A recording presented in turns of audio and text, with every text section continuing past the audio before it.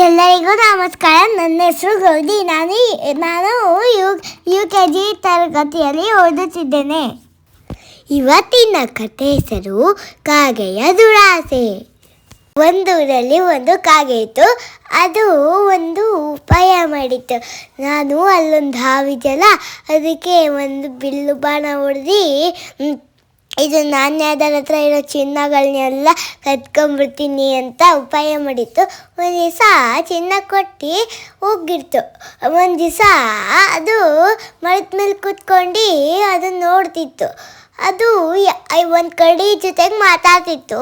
ಅಲ್ಲಿ ಅವಾಗ ಅದು ಹಿಂದೆ ಮುಂದೆ ನೋಡ್ಕೊಳ್ಳಾರೆ ಹೊಡೆದು ಬಿಡ್ತದಕ್ಕೆ ಬಾಣನ್ನ.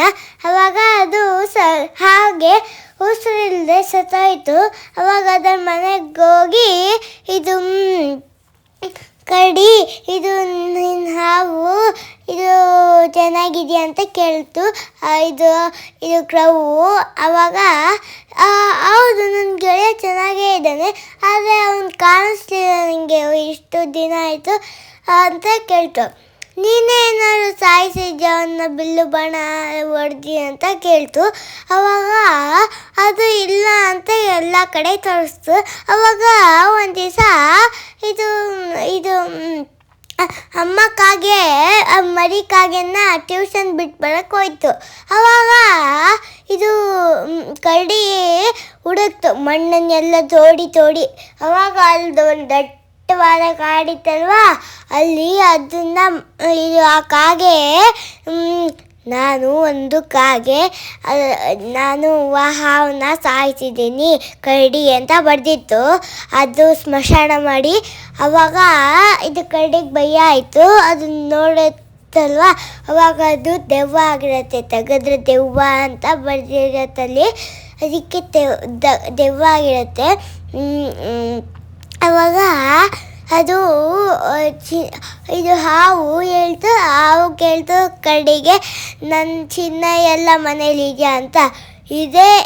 ನಂಗೆ ಗೊತ್ತಿಲ್ಲ, ಆ ಕಾಗೆನೇ ನಿನ್ನ ಸಾಯಿಸಿತ್ತು ಅಂತ ಬರ್ದಿತ್ತಲ್ಲಿ, ನಂಗೆ ಗೊತ್ತಿಲ್ಲ, ನಿನ್ನ ಜೊತೆಗೆ ಮಾತಾಡ್ತಿದ್ದೆ ನಾನು ಅಂತ ಹೇಳ್ತು ಆ ಕರಡಿ. ಅವಾಗ ಹಾವಿಗೆ ಆ ಹಾವು ದೆವ್ವಾದ್ರು ಅದರ ಗೆಳೆಯನೇ ಇತ್ತು.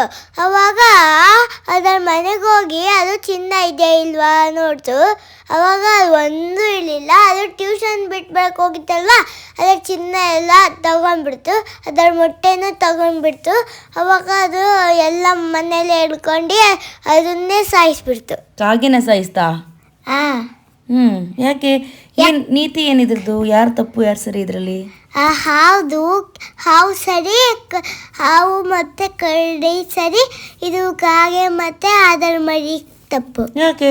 ಯಾಕಂದರೆ ಒಂದು ದಿವಸ ಇದು ಹಾವು ಇದು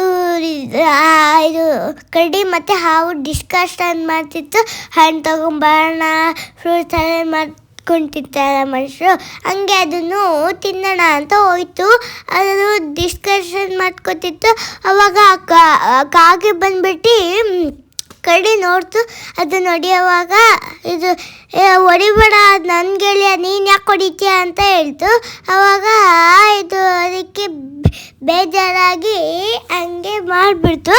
ಬೇಜಾರಾದರೆ ಅದು ನನಗೆ ಸುಮ್ಮನೆ ಕಾಟ ಕೊಡ್ತಿತ್ತು ಅಂತ ಹೇಳಬೇಕು, ಇಲ್ಲಾಂದರೆ ಸಾಯಿಸಲ್ಲ, ನಾನು ಒಳ್ಳೆತನ ಮಾಡಬೇಕಂತ ಹೇಳಬೇಕಾಗಿತ್ತು. ಅದು ಸಾಯಿಸ್ಬಿಡ್ತು. ಅದಕ್ಕೆ ತುಂಬ ಶಕ್ತಿ ಬಂದು ಅದನ್ನು ಸಾಯಿಸ್ಬಿಡ್ತು. ಆಮೇಲೆ ಇದು ನೀತಿ ಹೆಸರು ಕಾಗೆಯ ಉಪಾಯ.